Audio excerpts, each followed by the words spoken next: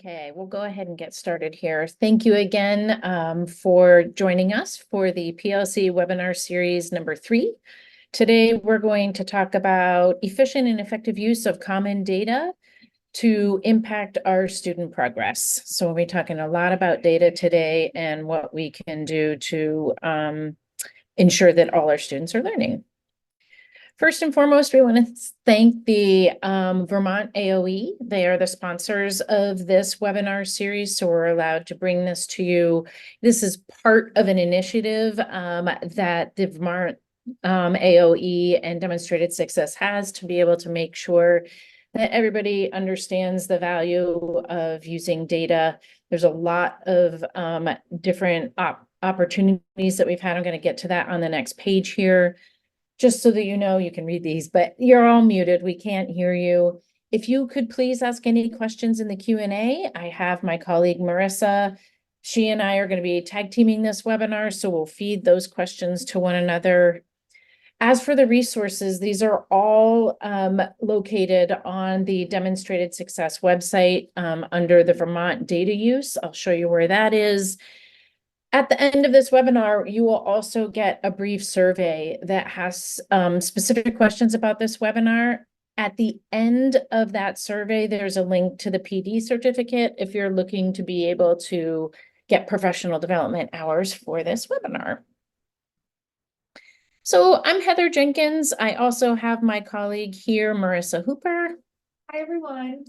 And Karen Matzo is also somebody that you all may know if you've been part of any of the other initiatives that have been through the Vermont AOE and Demonstrated Success. She's not here today, but she is also somebody that you will be able to contact with any questions about this webinar. Overall, just wanted to give you a little bit of information about what the work that we have been doing. This is for all K-12 educators in Vermont. Lots of learning opportunities to be able to help support you in having better outcomes for your students and improving your instruction. It is everywhere. It's virtually. There's a few in-person sessions. And this will go through August of 2024.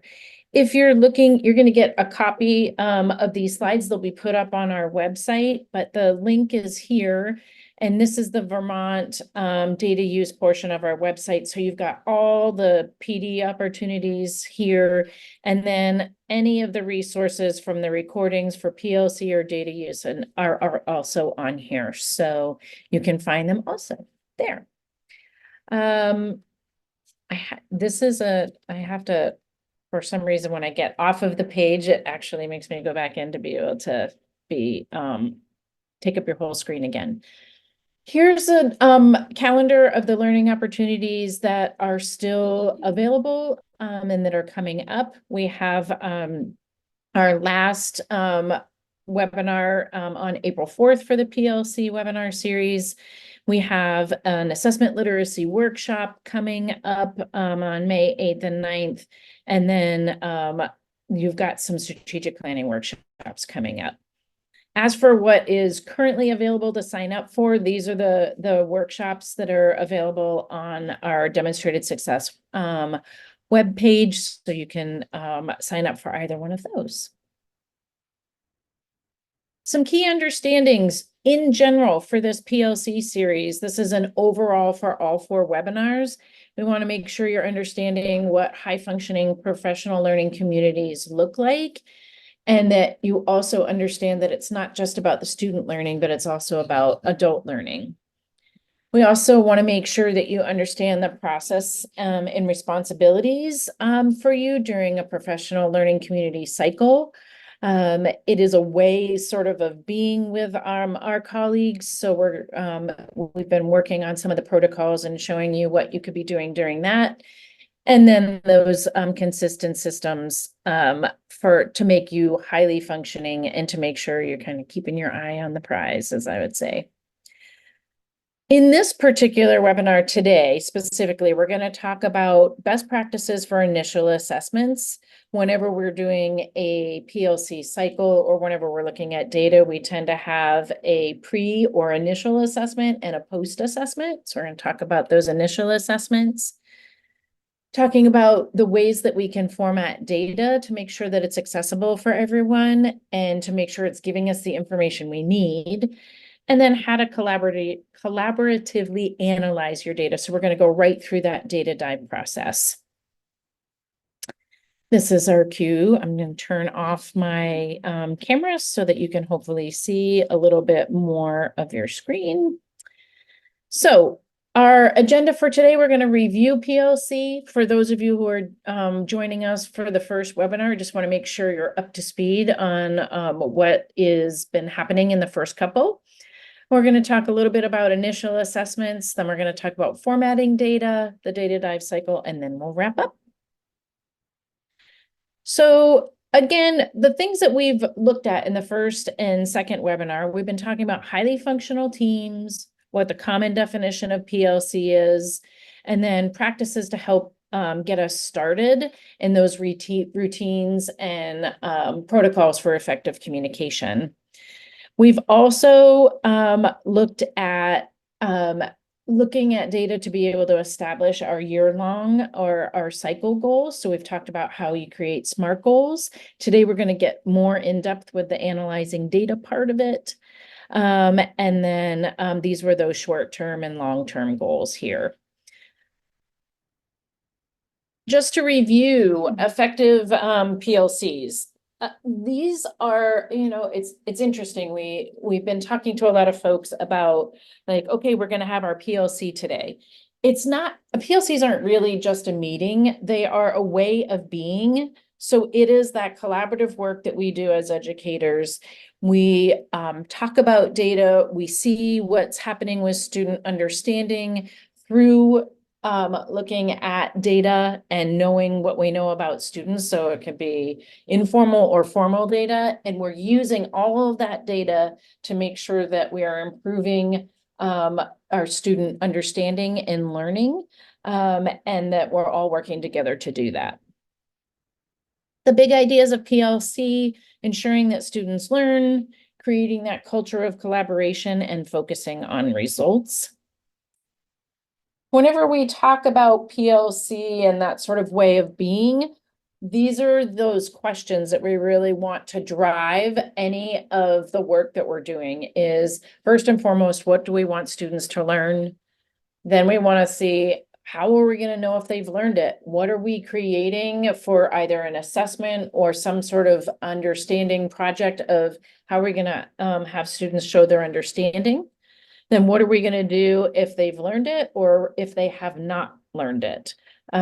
So moving on, if students are ready to move on, and if they're not, what are we doing to make sure that they are able to show their understanding?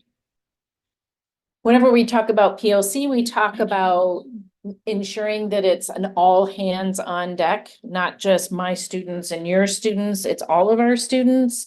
We have that shared purpose, shared vision. We have commitments to each other and to our students and to our teams, and we have shared goals. It's not just whatever team I'm on, it is all the teams throughout my building or throughout my district. And we're all doing everything we can to ensure students are gaining the skills and understanding that they need to be able to move forward. A big part of professional learning communities is having successful teams. So the successful teams, we want to make sure that we have, we create that sort of environment that allows people to feel comfortable and to have that climate of that positive peer-to-peer collaboration. So agreements and roles can help with that.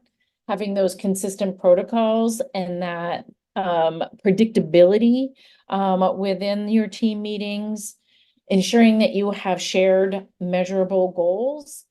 Just saying we want to improve student learning isn't enough. How are we going to improve it? How are we going to know that it's working? So those measurable goals are really key to that.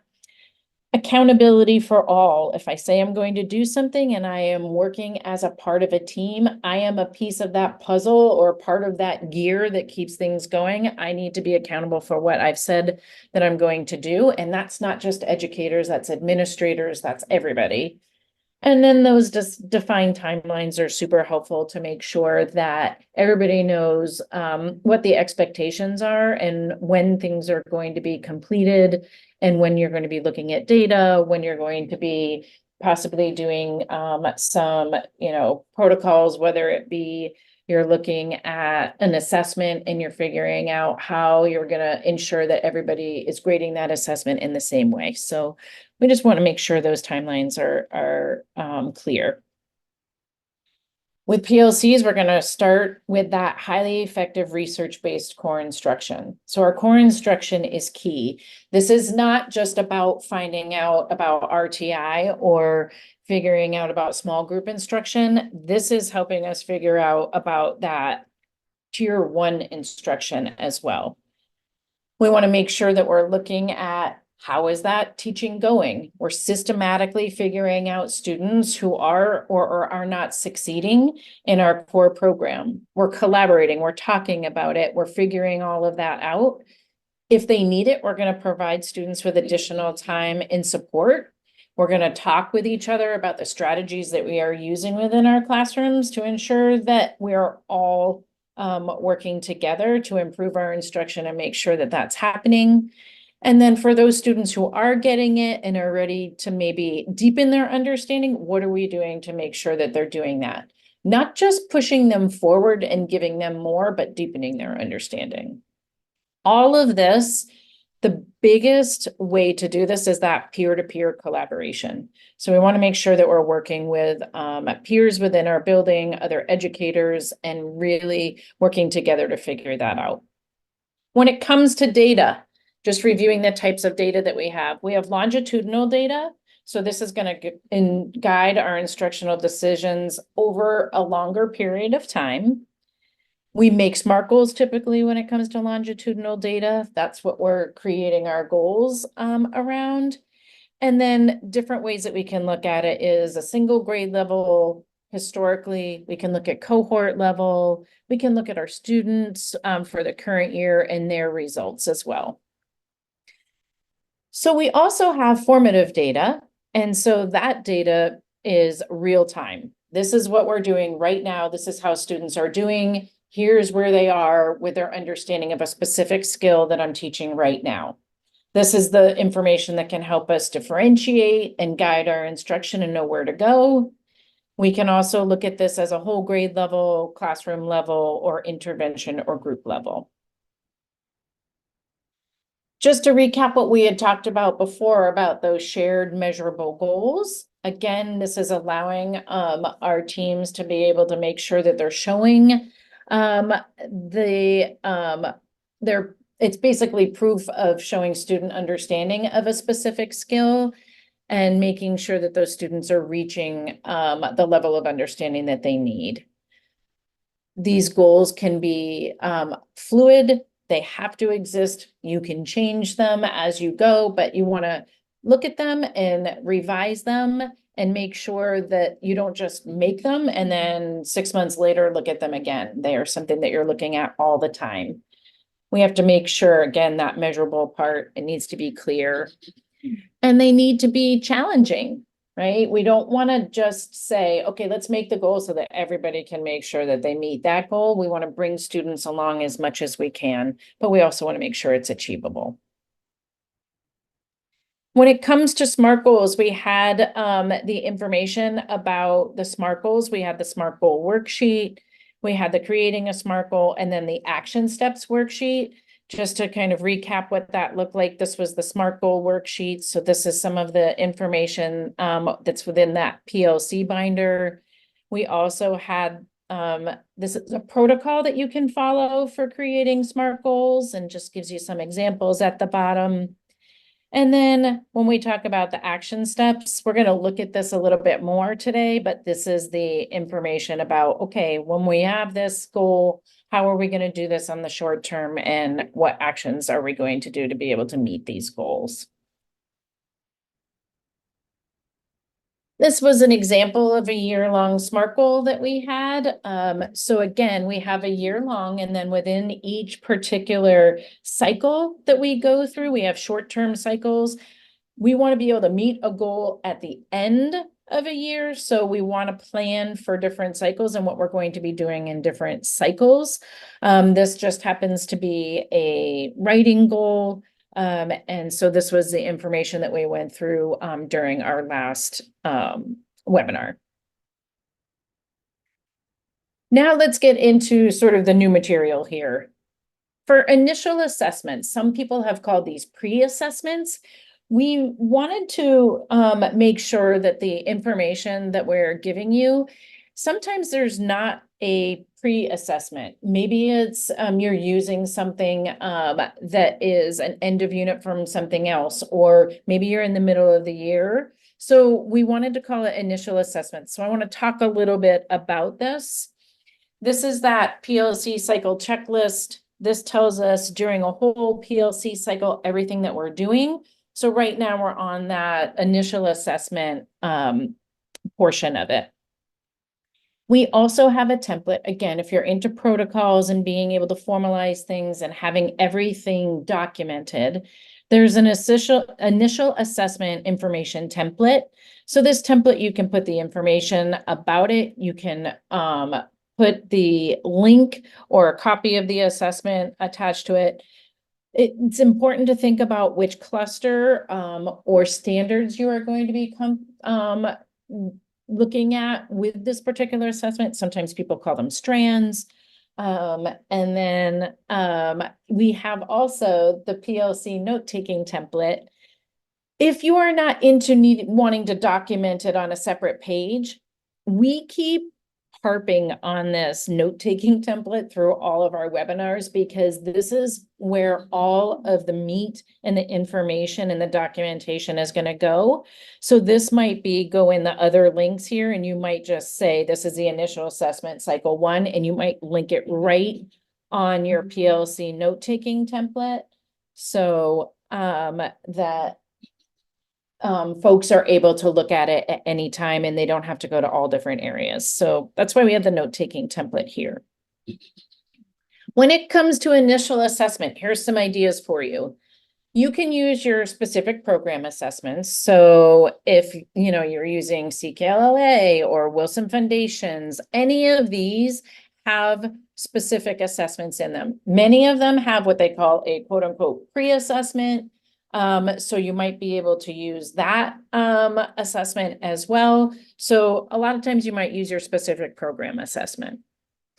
Sometimes we're using those nationally normed assessments. So if we're talking about those, we're talking about STAR, AIMSweb, NEWA, Acadience. These might be some that you're using. So they might end up being, if you're, at the beginning of the year, your initial assessment might be how your students are scoring on the STAR in a specific area. You know what your goal is, you know what we want to improve. So you might use those. Sometimes we're talking about teacher-created assessments. The teacher-created assessments can be some sort of formative assessment. They can be an overall assessment, lots of different teacher-created assessments. We're going to talk about what you want to keep in mind whenever we're looking at initial assessments. So we'll figure out some best practices as well. You could use writing prompts. And again, sometimes this initial assessment is a post-assessment from a previous cycle. If you're talking about writing, you had students do a specific piece of writing and you're looking at evidence and elaboration. How did they do with that at the end of the last cycle? And what is our goal going to be for this particular cycle? How are we going to improve? So it could be a post-assessment from a previous cycle. Just a note here. Whenever we're talking about pre-assessments or initial assessments, we want it to match whatever an assessment is going to be at the end. We're creating a goal, so we want to make sure that we're talking apples to apples. So you want to make sure that those are matching. Some helpful hints when we're talking about initial assessments.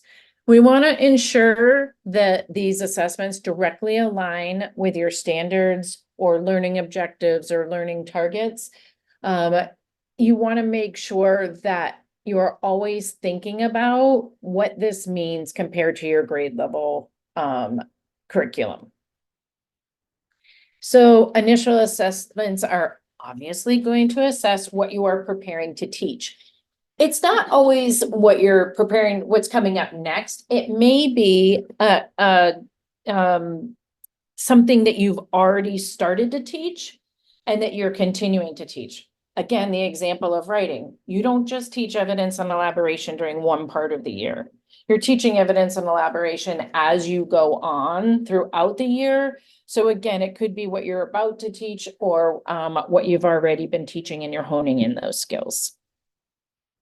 You want to make sure those questions are aligned with specific standards or outcomes that you have. And you want to choose questions that will help you be able to fill in any gaps related to your grade level standards. What we mean by this is the information that you might have. Let's say you're talking math.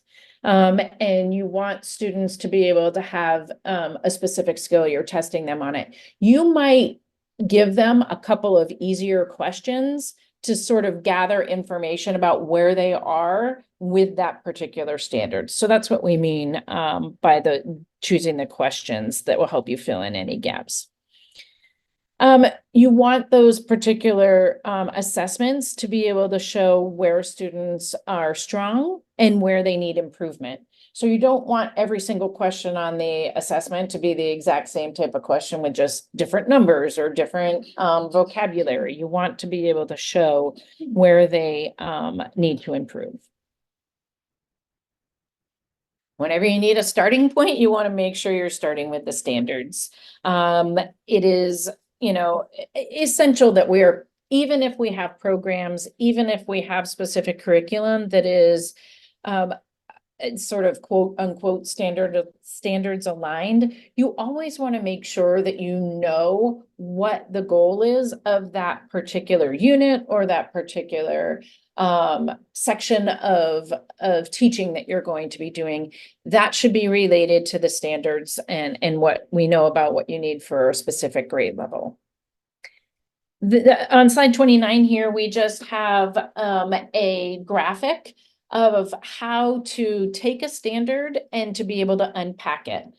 The Common Core standards are a little bit easier to understand in a lot of cases now compared to what they used to be back in the day when we didn't have the Common Core standards. But sometimes we miss part of it, where there's a misunderstanding, and we want to make sure that we're able to really pull apart that standard and know exactly what that particular standard means so that we know what to be assessing. So this is just a way for you to be able to break those apart. It can be something that you do with your team where you're looking at particular standards and really understanding what students will be able to do, what they'll know, and making sure what their understandings will need to be. If you're looking for any resources that have to do with interpretation of the standards or sample items, if you're creating your own initial assessments, these are some really great sites that you might be able to use to be able to look at those standards in different ways. Just to kind of point out, if you are a math teacher and you haven't looked much at Achieve the Core, take a peek at that specifically for grades K through 8. It gives you it's an algebra progression, but it gives you what the major standards are for math for each particular grade level. So it helps you decide how long to take on specific topic areas or specific clusters of standards or strands. So that's a really good one. Common Lit is great. It's got a library in there. You're able to see, it gives you some questions, same thing with the Metametric sites. We did some webinars on the Lexile and Quantile Hub. That's super helpful. And then the last one on the suggested sites here, it's got kind of a bigger bullet there, the Magic Schools. It's an AI tool we are really trying to figure out how to be on the forefront and get ahead of AI. This happens to be a tool that can be helpful. If you type in the whole text of a standard, don't just type in the beginning part. If you type in all of the information in that, it can help you break it apart and understand it a little bit differently. So it's pretty cool. And then if you're looking at formative assessments, these are just some general information about some formative assessments. That Virginia Department of Education, they've done a really good job with the just-in-time quick checks. Just know that you have to look at the wording. They do not, their standards are not listed the same way that they are in Vermont. So just, you gotta just weed through them a little bit, but there's some great questions there. When you're designing your initial assessment, things to think about. You have to plan backwards. We keep talking about the standards and how you can make sure you're interpreting those standards. You need to know where students are going. So planning backwards is key. You want to make sure that you have a really solid understanding of the success criteria that is needed for students to be able to be to do well on your assessments. We want to scaffold it, right? We want different depths of knowledge questions. We want multiple access points for students. It's kind of what I was talking about earlier, where you might have some easier questions so that you can kind of have an understanding of where students are, so that you know where to begin with them. You want to make sure also to vary the methods. You want to ensure that there are different ways in which student can show their comprehension or their understanding. Marissa and I were just looking at some assessments today, and some of them were asking the question the exact same way and having students show their understandings in the exact same way, like 10, 15, 20 times on an assessment. And we just want to make sure that you're thinking about that and what you really want to be able to see. And you want to make sure that your assessments are actionable. When you are looking at the assessment and how students are scoring, are you able to see clearly where the breakdown is, where maybe there's some misconceptions for students or misunderstandings? Can you see where the skills are that students are doing well in or lacking? So you want to really make sure it's aligned that way. So for being able to create initial assessments or even to vet what you currently have for your initial assessments, these are some helpful tools and templates that will allow you to take a peek and to go through your assessment and sort of vet it in a way that we'll make sure that you're covering a lot of these things. So this common formative assessments, this is just, you can make a copy of this. It asks which standards you're covering. It asks the way that, that it is being asked, what the question format is. And so this one is for a formative assessment. We also have here one that is a tool that you can use to be able to say what is the depth of knowledge for the particular questions, and how what's the expected answer, just as a really helpful way for you to be able to look at your assessment. And then this is that backward planning checklist, making sure that you're answering these questions and thinking about how you're going to be able to ensure that students are showing that understanding of what they need to at the end of a specific unit of study or time, a specific cycle of inquiry. All right. So last sort of part of initial assessments, if you're using a new one or creating a new one or using an existing, the things that you want to ask yourself are the items or tasks that you're asking students to do, are they varied in rigor? Are they, again, that depth of knowledge is really important. What do they need to be able to do to make sure that you're looking at where those entry points are. This next one, does the item or task assess an entire standard? Some things that we've seen specifically from sites is they're looking at one portion of the standard, and really the assessment is only looking at one little portion of a standard or a cluster of standards, instead of saying we're covering the whole standard. So what ends up happening is that portions of standards end up not being covered in assessments, and we want to just make sure that we're looking at the entire standard. This next one is, we have certain ways of doing things in our classroom, and sometimes we teach students specific routines, but we want to be able to make sure in these assessments that students are able to apply their knowledge to a new or a novel situation. So you want to make sure that you're varying that as well. Bias is a big thing that we've been really working on with a lot of schools and districts, and making sure that the items and the tasks that you're asking students to do not have any inherent bias in them, or any assumptions about what students would know or would be able to access. Seeing if something is a single or multi-step type of problem. Just want to be really aware of making sure that you have all different types of problems. And what is the language complexity of that item or task? Again, making sure that students are able to have sort of an equitable experience when it comes to doing an item or a task. And then again, obviously, you want to make sure that we're assessing intended targets. All of us have worked in the past, I'm sure, on a specific program. You go through, I'm thinking math, really. You go through a whole unit and you're like, okay, I think, like, we've got this, the kids have this. And then you go to the assessment and you look at the assessment, and it doesn't seem to be assessing what you feel like you taught throughout that whole unit. So you want to make sure that your assessments match those intended targets. I'll pause there and see. I don't see any questions at this point.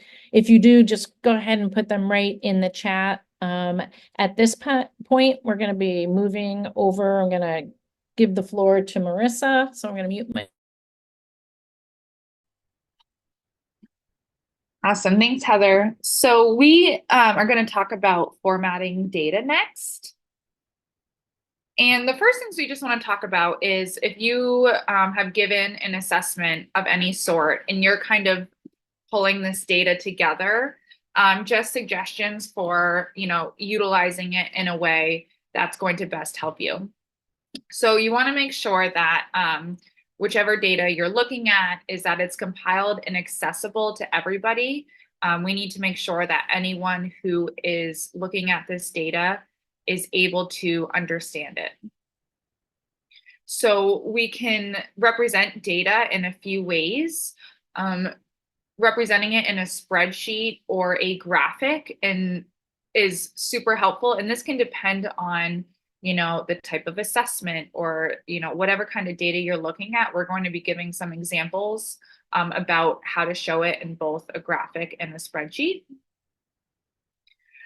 We need to make sure that when we're looking at data, that everyone who is there is able to understand what they're looking at, so that the data may need to be explained in that way. But it is super critical that, just like we said in the first one, that everyone has access to it and they're able to understand it, so that way they're able to utilize it and make those adjustments.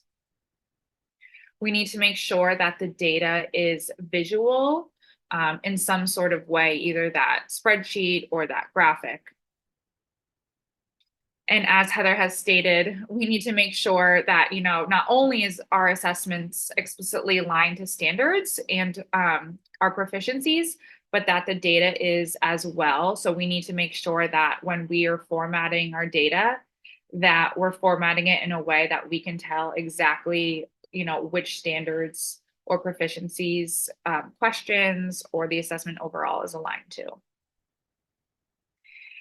Any sort of scoring criteria, rubrics, any calibration all of that needs to be established and needs to be established before, looking at a piece of data, making sure that everyone's on the same page. So if you see that a student scored a 3 or an I or an 85, whatever type of, scoring criteria that you have, that everyone understands exactly what that means and how a student got that. So just some collection and formatting helpful hints for you to do for this initial assessment phase is that when you're formatting the data, and again, we're going to give you some examples, is to include part of the question on the data spreadsheet for reference. So that could be the standard. You definitely want the question number. We'll show you some examples of how you can put even part of the question so you know. We also want to make sure the standard is in there for each question. So there's no guessing about exactly, what question is aligned to which standard. And then we also want to make sure that if we are giving an assessment that has either a different number of points or different parts, multi-step, that we are including a column or a portion on the spreadsheet or the graphic that lets us know the breakdown of how a student does for each part. So just an example that, if a question has a drawing portion and an answer portion, that we would need to show that in 2 different columns, the drawing part in one column, the answer in another, and if they got the points for each or one or the other. So here we have an example of a spreadsheet. So this is an assessment. Basically, once you have your assessment, even if the kids have not taken it yet, you can create the spreadsheet for how it's going to look when you're putting this data together.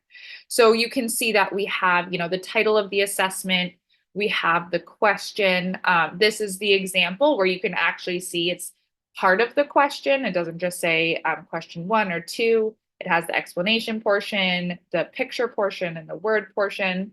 And then with that is the standard listed underneath. We have the question numbers and then student names to the left. You can either have the specific student names. Sometimes people like to start off, covering those, kind of de-identifying it, and then adding that in after for an initial assessment. And this is how it is directly aligned with this assessment right here. This is from Engage New York, Eureka Math. So basically question 1, you can see that it has 4 different parts to it. So if you are doing it by 1 point each, each part of that question would be a point. So we have, who's correct. We have the students explaining using numbers, pictures, and words. So we want to make sure we break that down so we know exactly how students did with each one of those. The next example is for a writing prompt. So you can see it looks a little different. We have an area for the student names, what their total score is. And then we have the standards as well as organization and purpose and evidence and elaboration. And then at the bottom there, we have a grading scale. So that's part of what needs to be established before creating this. So we're able to see exactly how students, if a student scores a 4, exactly what that means. This is the writing rubric that was used to establish that grading or scoring scale. So when looking at the data or compiling it, it's really important that you have this with you if anyone has a question about what a 4, 3, 2, or 1 is. And then we also have, that assessment, that prompt for students for their writing and what they need to do. This is a template we just put together that we thought was helpful. We'll have some data in the next portion of just things that you can include when compiling your data and putting it together to look at and analyze. Just some important pieces that will help you be able to go through this data-driven dialogue and be able to get the most out of it. We also wanted to talk a little bit about the ways in which you can display data and how important that is for the audience in which you're, looking at data with. So on the left here, you can see that all the student names it's whited out. And then we have two assessments that we're comparing here for each student. So you can see the assessments and how the student had done on assessment 1 and assessment 2. The graphic on the right is a scatter plot, which actually shows us the same exact data and information where each student is represented by a blue dot. And, some people can look at this scatter plot on the right, and this can be really helpful because you can see that, for any outliers that there are, for instance, where the mouse is, you can see that this student scored very well on the first assessment, and they did not score very well on the second assessment. So that can be, picking out students or, kind of determining those students who maybe, didn't do too well on one, but did well on another. So it really helps you dig into that aspect. So looking at this, some audience members might find this super helpful, and some might look at this and have no idea what they're looking at and don't find it helpful at all. So it's really important that however you decide to put the data together and display that data, that you're doing it for the audience it's going to be most helpful to, making sure it's, accessible to them, that they can understand it. And even after you've explained it, they understand it in a way that's, helpful to them. They can use it. This is just another example of two assessments, except this isn't an individual assessment. This is overall as a grade level or class. So you can see that this is a pie chart for the two assessments, and then the proficiency levels are off to the right. And then this is a bar chart. It's the same exact data, just displayed in a different way, where we have the proficiency levels at the bottom with the counts and the percentages.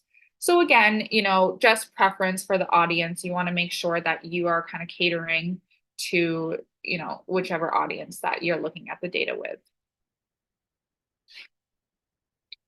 So any questions, again, ask them in the Q&A. We're going to move on to the data dive cycle. So we had talked last week about creating a year-long SMART goal. And really this data dive, we'd go through this data dive before we create that SMART goal. So this data dive happens multiple times throughout the year. Anytime you're looking at data, this data-driven dialogue protocol is super important. So we're going to go through this with a piece of data. Just wanted to point out that these are both links here. So on the left is the data-driven dialogue protocol. You'll have to make a copy, but it's also, in the folder we have on the website. And this is just the protocol for going through this data dive, which we're going to do together here. So this is for you to use. And then the data dialogue template, we have linked here as well. So that way we'll show you how to use this. You can give this to anyone who's taking part in this data dive process. So we want to give a scenario here just so we are able to use this data dive protocol in a way that's super helpful. So we're going to focus on a year-long goal in reading. So after, looking at some, Vermont VTCAP summative assessment data, we determined that by June 2025, we want our grade 5 students to be able to show increased ability in key ideas and details, as demonstrated by 75% of students scoring on or above proficiency in reading literature and reading informational on the VTCAP summative assessment. So we've determined that this is going to be our goal for the year. We created an initial assessment and we gave it to our students, and now we want to do a data dive on that initial assessment in order to make our first cycle goal. So here's that year-long SMART goal action steps template, which just shows, the current situation, what our year-long SMART goal is, and then we're going to move into, those cycle goals and how we're going to create those. So Heather spoke about this initial assessment. We've given it. We're now going to move on to this data analysis phase. That's part of that's part of the initial assessment. And we are going to dive into the data. So this is just an outline of the 5 phases of the data-driven dialogue long form. I'm not going to go into it in detail just because we're about to do that in just a second. But these are the phases. There's technically two parts to phase 2, but 5 phases overall. So we're going to walk through those now. This is the that form that Heather had clicked that you would give to anyone taking part in this data-driven dialogue process. It's super important that we kind of get down, on paper our thoughts. We're going to talk about a silent time, which is what this is about. So the first phase, this is before we've even looked at the data, is a prediction phase. This is really important to do because it really gets out any, preconceived ideas or assumptions about what we think the data might show. And it also allows us to, make predictions. It allows us to ask questions that we might be having, about the data, what we think it's going to show, maybe something we're hoping to learn from it. So it kind of gets all of that out. You can see at the top there that there's a silent time as well as a discussion time. And those times are flexible. They're just a kind of a starting point for the protocol if you need. But that silent time is very important because, some people can look at data and be able to talk about it right away. And then others, it takes a little bit, like for someone to look at that scatter plot, they might need some time to really, look at that data and be able to talk about it. So the silent time just allows for everyone to have some time to themselves and be able to kind of contribute to the discussion that's going to be happening. So in the first phase, this is the portion. We also have some prompts on the form for anyone to write down what they hope to learn, what they're expecting to see. So you can prompt them if they're trying to answer any of these questions.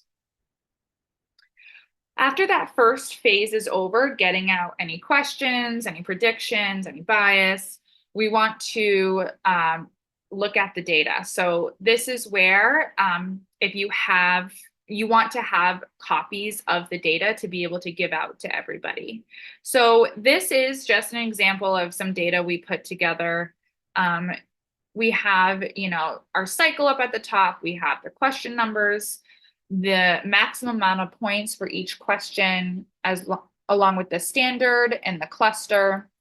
We have the correct answer frequency for each student, as well as the correct answer frequency as a class.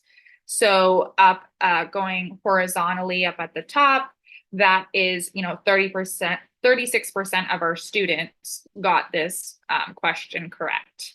So I'm going to keep it brief, but you'll want to go into some detail about what the data means and explain it. So phase 2 is when we move into our observation phase. Again, we want to start having with a silent time, and then we can move on to a discussion. This phase is really stating exactly what we're seeing and observing without using the word because, not, we're just stating the facts. We're not determining why it looks this way, why we think it does, just exactly what we're seeing. So we can look for patterns or trends, anything that might be surprising or unexpected, or anything you see in the data that you might want to explore a little further. But again, we're just talking about what we're seeing and not why it looks that way. That will come later. So this is the prompt in that form that helps you, just determine what you're noticing, maybe something you're surprised about. The second part of phase 2 is refining observations. And this really helps us quantify what we're saying. And the reason this is so important is because we create a SMART goal out of, any sort of data dive, or we're creating a goal. This helps us measure that goal and start to talk about that language that's going to help us determine how we're getting students to meet goals. So for instance, if you're like, a lot of students miss question 9. We want to change that to only 55% of students answered question 9 correctly. So just starting to quantify with a measure. So we want to make sure that you can either write that down or continue with your discussion, but making sure that we're just changing our language to make sure we're quantifying. This third phase, this is where we can start, generating those possible explanations. This is the interpreting data and making inferences phase. Again, having that silent time and then discussion. So here we really want to, look, like it says, beyond the obvious and start to make inferences related to student learning. So, this might require more questions. We might need more information, or maybe there are things that the data is not telling us, but just starting to generate possible explanations. It looks like this because the students haven't learned it yet, or it looks like this, because a lot of students were absent that day, whatever you think, might be a possible explanation to why the data is looking that way. Again, having that data on you so that you can constantly look at it and make those inferences. The prompts that go with that are what we think the data tells us, and then things that the data doesn't tell us and that we need to kind of investigate further. Something super helpful in this phase is to begin to start to look at questions. So this is why having that assessment with you is really important, because as you can see on this data sample, that it doesn't tell us, the exact question. It just tells us the standard and the cluster. So we want to have a copy of that. So if we're like, why are students struggling with question 9? Then we have the question in front of us, and that can help us make those inferences. Also having the standards, so we can, Heather was talking about questioning and aligning it to the standard, making sure it is encompassing the entire standard. So having the standards as well, making sure that, that question is aligned to that standard, especially if it's in an assessment you did not create yourself. So having the standards there to look at for reference as well. The fourth phase, this implications for teaching, this is super important, because if you're not thinking about, this phase, how is this going to change what we're doing? How are we going to improve student learning? Then there's no point in spending all this time looking at the data. This is really supposed to help us, identify connections between what's working, what's not working, what do we need to change. So really talking about, what does this mean for me in my classroom or me in my school? So we want to focus on practices for improving student learning, maybe think about some next steps we should take, and maybe what issues have been raised for our classroom or school-wide. So some prompts here we have on our form, what's the first thing we need to do? Maybe we need to, dive into standards a little more. The questions didn't really, align with the standards all that well. We need to think of some new ways of introducing this material, things like that. And then after that, what should we do? And lastly, phase 5 is a reflection phase. So this is really a discussion. We don't have a prompt here in the form. because we really just want to talk about, what do we still need to find out? Were there any barriers to viewing this data? Maybe what are some goals we have to come up with? So just kind of talking about the process, what we've seen, and any surprises that we may have.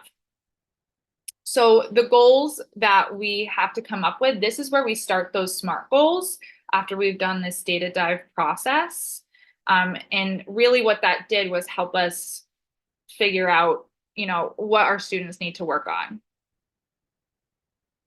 So we want to look at possible areas of focus. So we're looking at we've done the data dive protocol, we're looking at the assessment data, and we're looking at all our standards, and we've seen that, in RL.5.1, the standard for key ideas and details are where students are really struggling the most in our initial assessment. So we're going to take a look at that standard, which is quoting accurately from a text, and we want to create a SMART goal out of that. So we have this SMART goal worksheet. Again, it's linked. We did this last week with that year-long goal. And we want to now do this for our first cycle goal. So we know we want to focus on this first standard, RL.5.1, for our first cycle. So what's our intended outcome? We obviously want to improve the reading skills. We want it to be specific. We want it to be measurable. We want it to be attainable for our students. We want to make sure it's relevant, and we want to make sure that it's time bound. In this first cycle, we can get it done for the year.